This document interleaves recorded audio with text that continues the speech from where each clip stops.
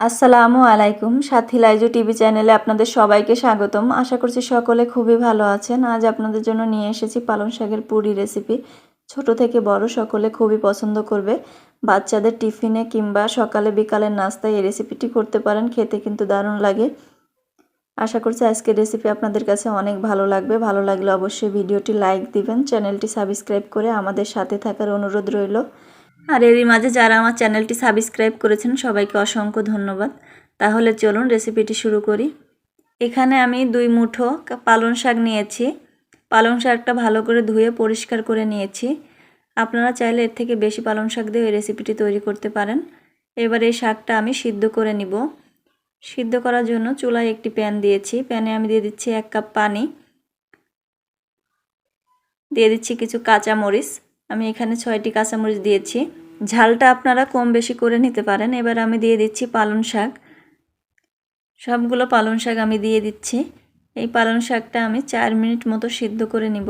এর থেকে বেশি সিদ্ধ করব না, এর থেকে বেশি সিদ্ধ করার দরকার নেই। এর থেকে বেশি সিদ্ধ করলে কিন্তু কালারটা চেঞ্জ হয়ে যাবে। এই জন্য আমরা 4 মিনিট মতো সিদ্ধ করে নিব। এরই মাঝে দেখুন সিদ্ধ প্রায় হয়ে এসেছে। এবার আমি চুলাটা বন্ধ করে দিব। বন্ধ করে দিয়ে এবার একটা সেকনার সাহায্যে আমি তুলে নিচ্ছি। পানিটা এইভাবে ঝরিয়ে তুলে নিতে হবে। একটা ব্লেন্ডারে ঢেলে নিচ্ছি। ব্লেন্ডারে দিয়ে আমি ব্লেন্ডার করে নিব। একটা মিহি পেস্ট করে নিতে হবে। একদমই স্মুথ একটা পেস্ট তৈরি করে নিব। আপনারা পাটায়ও বেটে নিতে পারেন একই রকম করে। এর মাঝে আমি পেস্ট করে নিয়েছি। এবার আমি বলে ঢেলে নিচ্ছি। দেখুন ঠিক এইরকম পেস্টটা হবে। এরকম স্মুথ একটা পেস্ট তৈরি করতে হবে আমাদের। এবার দিয়ে দিচ্ছি লবণ, স্বাদ মতো লবণ দিয়ে দিচ্ছি। দিয়ে দিচ্ছি 1 চা চামচ পাঁচফোড়ন গুঁড়া করে দিয়েছি আমি। এখানে দিচ্ছি 3 টেবিল চামচ সয়াবিন তেল। এবার দিয়ে দিচ্ছি আটা। এখানে আমি আটা ব্যবহার করেছি, আপনারা চাইলে ময়দা দিয়ে এই রেসিপিটি তৈরি করতে পারেন। এবার এটা আমি মেখে নিচ্ছি। এখানে একটা রুটির ডো মতো তৈরি করে নিতে হবে। এজন্য যতটুকু আটা লাগে ঠিক ততটুকু আটাই আমরা এখানে ব্যবহার করব। এবার দিয়ে দিচ্ছি 2 টেবিল চামচ পেঁয়াজ বাটা, দিয়ে দিচ্ছি 1 চা চামচ আদা বাটা, এবার দিয়ে দিচ্ছি 1 চা চামচ রসুন বাটা।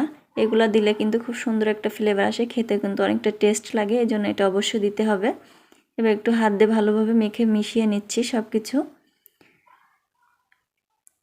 এর মাঝে আমি সব কিছু ভালোভাবে মিশিয়ে নিয়েছি। এবার আরও কিছু আটা আমি দিয়ে দিচ্ছি এখানে। দিয়ে এবার আমি ভালোভাবে এটা মেখে একটা রুটির ডো তৈরি করে নিব। এই রেসিপিটা খেতে কিন্তু অনেক দারুণ লাগে। আপনারা যদি কখনো না বানিয়ে থাকেন অবশ্যই একবার হলেও ট্রাই করে দেখবেন। আশা করছি অনেকটা ভালো লাগবে আপনাদের কাছে। এবার আমি হাতটা ধুয়ে নিব। হাতটা ধুয়ে আবার একটু ভালো করে মেখে নিব। ঠিক একটা স্মুথ ডো তৈরি করে নিব আমরা। দেখুন ভালোভাবে মেখে নিয়েছি। একটা স্মুথ ডো আমি তৈরি করে নিয়েছি। এবার আমি এটা থেকে লেচি কেটে নিব।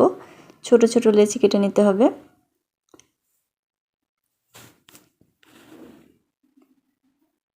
দেখুন ঠিক এই রকম করে আমি সবগুলা লেচি কেটে নিব। এক এক করে আমি সবগুলা লেচি কেটে নিচ্ছি। একই সাইজের সবগুলা লেচি আমি কেটে নিয়েছি। এবার লেচিগুলো আমি এক সাইডে রেখে দিব। এখানে আমি রুটি করা ফিরে নিয়েছি, কিছুটা আটা ছড়িয়ে দিচ্ছি। এবার একটা লেচি নিয়ে আমি একটা রুটির মতো করে বেলে নিচ্ছি। আমরা যেভাবে লুচি বেলি ঠিক সেই রকম করে এটা বেলে নিতে হবে। দেখুন আমি এরই মাঝে কিন্তু ভালো করে এটা বেলে নিয়েছি। এবার আমি আপনাদের কাছ থেকে দেখে দিচ্ছি এটার পুরুত্ব কেমন হয়েছে। ঠিক এই রকম সাইডে এরকম দেখতে পাচ্ছেন, এরকম মোটা হবে। এর থেকে বেশি মোটা করা যাবে না। ঠিক এইভাবে আমি সবগুলো বেলে নিয়েছি। এবার আমি এগুলো ভেজে নিব। ভেজে নেওয়ার জন্য চুলায় একটি কড়াই দিয়েছি। কড়াইতে আমি দিয়ে দিচ্ছি পরিমাণ মতো তেল। তেলটা গরম হওয়া পর্যন্ত অপেক্ষা করব। এরই মাঝে তেলটা কিন্তু আমার ভালোভাবে গরম হয়ে এসেছে। এবার আমি একটা পুরি দিয়ে দিচ্ছি।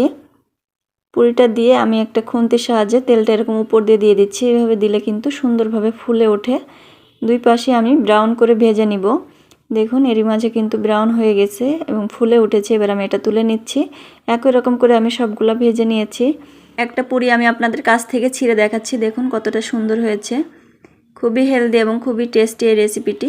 আশা করছি আপনাদের খুবই ভালো লাগবে। আমি ডালের সঙ্গে পরিবেশন করতেছি, আপনারা যে কোনো সবজি কিংবা মাংসের সঙ্গেও খেতে পারেন, খেতে কিন্তু দারুণ লাগে।